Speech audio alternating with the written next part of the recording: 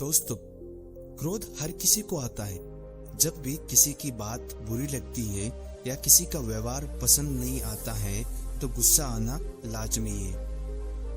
और एक बार जब ये आता है तो फिर दिमाग से निकलने का नाम ही नहीं लेता।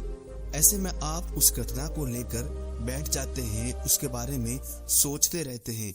हर समय वही बात दिमाग में घूमती रहती है। आप किसी से कोई भी बात करें, वह घटना बीच में आ ही जाती है। ऐसे में आप न चाहते हुए भी उस बारे में बात करने लगते हैं, उसकी शिकायत करने लगते हैं। और अगर उस समय वहां पर कोई बात करने वाला नहीं हुआ तो आप अपने आप से ही बातें करने लगते हैं, बड़बड़ाने लगते हैं। इस सब से उस व्यक्ति की सेहत पर तो कोई फर्क नहीं पड़ता, पर आपका नुकसान जरूर होता है। लेकिन अगर आप चाहें तो इस स्थिति से बच सकते हैं, इस नुकसान से खुद को बचा सकते हैं। कैसे? आइए जानते हैं महात्मा बुद्ध की इस कहानी के जरिए। दोस्तों, इससे पहले कि आप इस कहानी में खो जाए, आप इस चैनल पर नए हैं तो इस चैनल को सब्सक्राइब कर बेल आइकन को क्लिक करते अपने कानों में हेडफोन को डालकर इस कहानी को अंत तक शांतिपूर्वक सुने। दोस्तों, एक बार की बात है, एक गांव में गौतम बुद्ध का प्रवचन चल रहा था। वे कह रहे थे, जब हम क्रोधित होते हैं तो दूसरों को नुकसान पहुंचाने की कोशिश करते हैं, लेकिन उस समय हम इतने आवेशित हो जाते हैं कि हमारी सोचने समझने की ताकत समाप्त हो जाती है। इसलिए क्रोध में हम सही निर्णय नहीं ले पाते और अपना ही नुकसान कर बैठते हैं। बुद्ध की उस सभा में एक गुस्सैल स्वभाव का व्यक्ति भी शामिल था। उसे बात बात पर गुस्सा आ जाता था।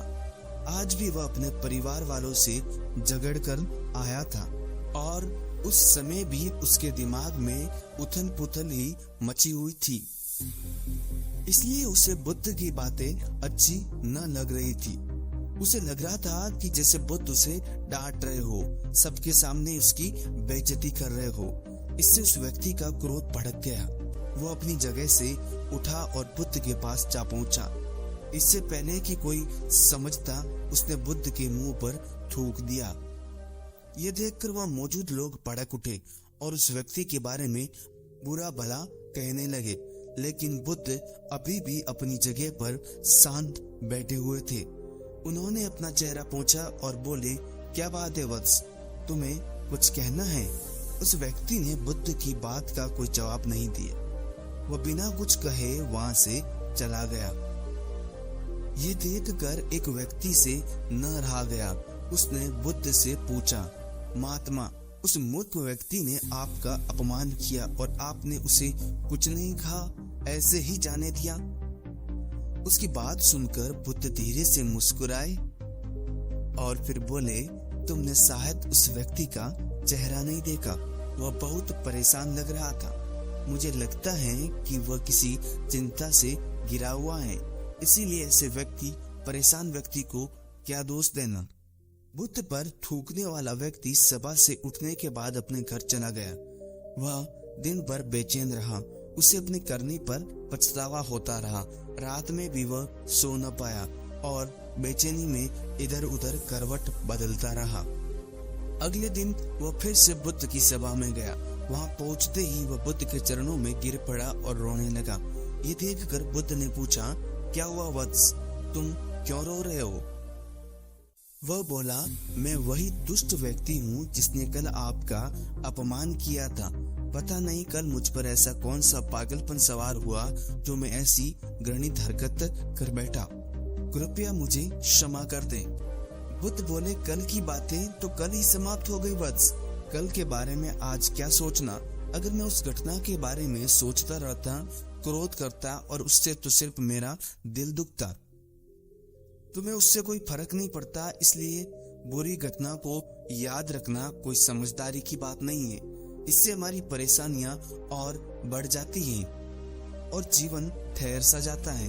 इसीलिए अप्रिय बातों और अप्रिय घटनाओं को भूलने में ही समझदारी है। जो व्यक्ति ऐसी घटनाओं को भूल जाता है वही जीवन में आगे बढ़ता है और जो उनमें उलझा रहता है उसका जीवन चक्रव्यूह के समान हो जाता है, जिसमें से वह चाहकर भी बाहर नहीं निकल पाता है। दोस्तों, गुस्सा करना बिल्कुल ऐसा होता है कि जहर तो आप पिए और काम ना करे कि मर सामने वाला जाए। इसीलिए जब भी कभी आपको गुस्सा आए तो इस बात को ध्यान में रखें कि अगर आप किसी से नाराज होते हैं और रूठ कर चुपचाप बैठ जाते हैं तो आप अपना ही नुकसान करते हैं। इससे आपके समय का तो नुकसान होता ही है, आपके शरीर का भी नुकसान होता है।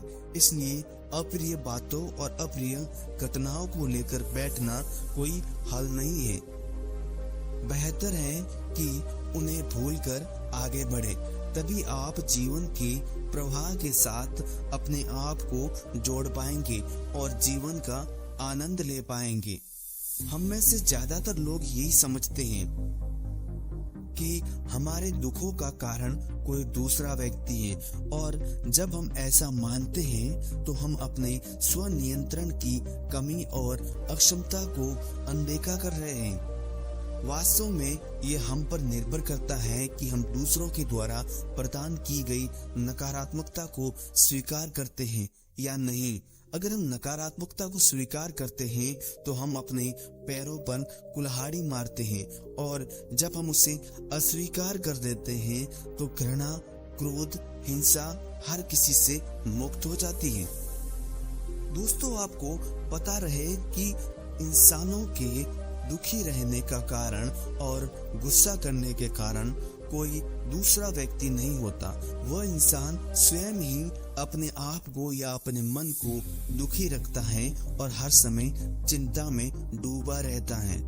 दोस्तों, महात्मा बुद्ध की बताई गई इस कहानी के माध्यम से आप अपने जीवन में उस सकारात्मक शक्ति को ग्रहण कर सकते हैं और अपने मन को शांत रखकर, गुस्से को शांत रखकर अपना जीवन सफल बना सकते हैं। बुद्धं शरणं गच्छामि।